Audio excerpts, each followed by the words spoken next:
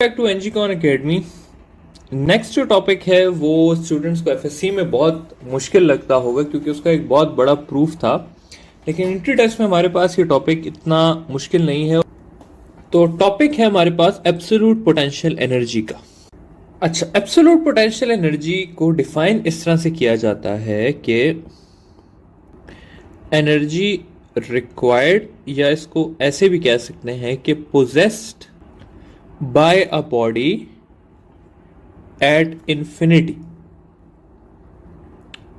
ठीक है, यानी कि अगर एक बॉडी को हम इंफिनिटी पे ले जाएं और उसकी जितनी पोटेंशियल एनर्जी हो वो कहलाती है एब्सोल्यूट पोटेंशियल एनर्जी। अब सवाल ये पैदा होता है कि इंफिनिटी क्या होता है। इस दुनिया में इंफिनिटी तो कोई चीज नहीं है क्योंकि दुनिया कभी खत्म नहीं होती। ठीक है, तो इंफिनिटी क्या है? अर्थ के लिए इंफिनिटी वो है जहां पे अर्थ की ग्रेविटेशनल फील्ड जो है वो जीरो हो जाए। ठीक है, इसी तरह मून के लिए इंफिनिटी अलग है, मार्स के लिए अलग है, जुपिटर के लिए अलग है। तो किसी भी प्लैनेट की इंफिनिटी जो है वो पॉइंट होता है जहां पे उस प्लैनेट की ग्रेविटी क्या हो जाए, जीरो हो जाए। इस सारे जो टॉपिक है उसका कॉन्सेप्ट ये है कि अगर ये अर्थ है, ठीक है, और मैं कहता हूं कि ये पॉइंट जो है ये इंफिनिटी है अर्थ की, यानी कि इस पॉइंट पे अर्थ की ग्रेविटेशनल फोर्स जीरो है, तो अगर मैं एक बॉल को यहां से यहां पर लाता हूं और वो यहां पर है, तो उसके पास कितनी पोटेंशियल एनर्जी है वो कहलाएगी उसकी एब्सोल्यूट पोटेंशियल एनर्जी। ठीक है, अब इसको जरा डिटेल से लेके चलते हैं इस टॉपिक को। सबसे पहले इसकी इंपॉर्टेंट बातें करते हैं ताकि आप लोग कंफ्यूज ना हो। बाद में अगर आप लोगों के पास सवाल है, आप लोगों का माइंड इधर ही फोकस रहे जो कि मैं आप लोगों को पढ़ा रहा हूं। ठीक है, देखिए स्टूडेंट्स, मैं कहता हूं कि ये अर्थ है और ये जो पॉइंट है ये इंफिनिटी का पॉइंट है। ठीक है, इस पॉइंट पे अगर मैं कहूं कि आपके पास जो पोटेंशियल एनर्जी है वो कितनी होगी, ये पहला आप लोगों के पास सवाल है। ऐसा भी सवाल आ सकता है कि अगर हम इससे बॉल को नीचे लेके आते हैं तो उसकी पोटेंशियल एनर्जी ज्यादा होती है या कम होती है, ये एक सवाल है।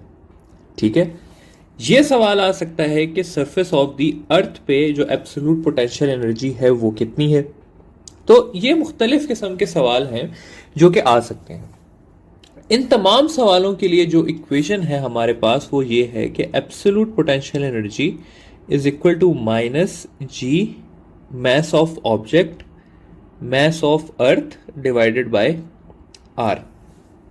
ठीक है, यानी कि ये जी जो है ये हमारे पास ग्रेविटेशनल कांस्टेंट है, ये कैपिटल एम जो है ये हमारे पास मैस ऑफ अर्थ है, ये आर जो है ये हमारे पास डिस्टेंस फ्रॉम अर्थ है, और ये स्मॉल एम जो है ये मैस ऑफ बॉडी है। ठीक है, तो ये कुछ वेरिएबल्स हैं जिस पे ये डिपेंड करती है। अब सबसे पहली जो चीज है वो ये है कि potential absolute potential energy at infinity. ठीक है, अब देखिए स्टूडेंट्स, बात ये है कि पहली चीज जो आप लोगों को समझनी है वो ये समझनी है कि बॉल को हम ऊपर लेके जा रहे हैं तो उसकी पोटेंशियल एनर्जी ज्यादा होगी। ठीक है, ये बात ऑब्वियस है, हमें समझ आती है, लेकिन इंफिनिटी पे कितनी होगी? देखिए स्टूडेंट्स, इंफिनिटी पे क्योंकि ग्रेविटेशनल फोर्स जीरो है, उसको कोई चीज होल्ड नहीं कर रही, इसलिए एब्सोल्यूट पोटेंशियल एनर्जी भी कितनी होती है? जीरो होती है। तो अगर हम इंफिनिटी की बात करें तो इंफिनिटी पे एब्सोल्यूट पोटेंशियल एनर्जी जीरो होती है, और हम कहते हैं कि मैक्सिमम एब्सोल्यूट पोटेंशियल एनर्जी भी जीरो होती है। रीजन क्या है कि हाईएस्ट पॉइंट कौन सा है?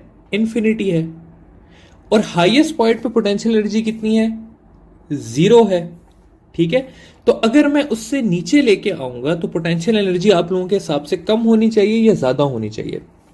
इसको जरा इस तरह से देख लेते हैं। मैं कहता हूं एक बॉल यहां पर है जमीन से और दूसरी बॉल यहां पर है, तो आप लोगों के हिसाब से 1 की पोटेंशियल एनर्जी ज्यादा होनी चाहिए या 2 की? ठीक है, तो आप सारे कहेंगे कि जी 1 की ज्यादा होनी चाहिए। ठीक है, तो इसलिए हम कहते हैं कि potential energy at infinity is maximum, और मैक्सिमम की वैल्यू कितनी है, 0 है। ठीक है, आई होप, मुझे पता है कि ये चीज लोगों को, बच्चों को समझने में थोड़ी मुश्किल होती है, लेकिन आप लोगों को अगर नहीं भी समझ आ रही तो आप लोगों से कोई ये नहीं पूछेगा कि ये कैसे होता है, आप लोगों से ये पूछेंगे कि भाई एब्सोल्यूट पोटेंशियल एनर्जी की वैल्यू एट इंफिनिटी कितनी है, आप लोगों ने बताना है 0 है। अगर आप लोगों से सवाल पूछा जाता है कि मैक्सिमम पोटेंशियल एनर्जी कितनी होती है, तो आप लोगों ने बताना है 0 होती है।